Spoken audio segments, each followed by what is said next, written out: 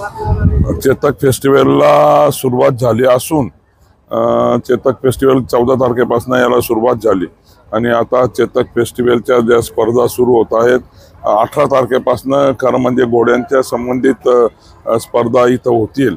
18 तारखेला अश्वनृत्य स्पर्धा असेल, 19 तारखेला नुकरा जे पांढऱ्या शुभ्र प्रजातीचे अश्व आहेत, घोडे आहेत, त्यांची सौंदर्य स्पर्धा ज्याला हॉर्स शो म्हणतो ती असेल। त्याच्यानंतर मारवाडी प्रजातीच्या घोड्यांची जे स्पर्धा आहेत, अश्व सौंदर्य स्पर्धा हॉर्स शोज, ते 20, 21 आणि 22ला नर मादी मोठ्या कॅटेगरीची मारवाडी हॉर्स शोची ती म्हणजे तिथं त्या स्पर्धा असेल।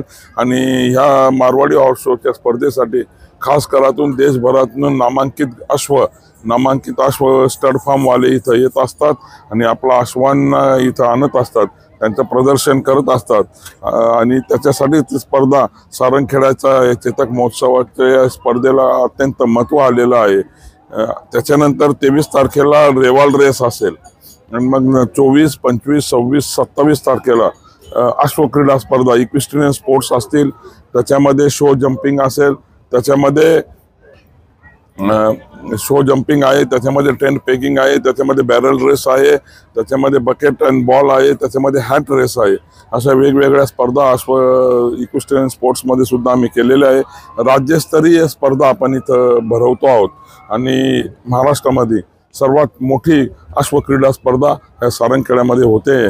2-3 वर्षांनी कदाचित ती देशातली सर्वात मोठी स्पर्धा असू शकते। त्या दृष्टीने चेतक फेस्टिवल वाटचाल करतो आहे।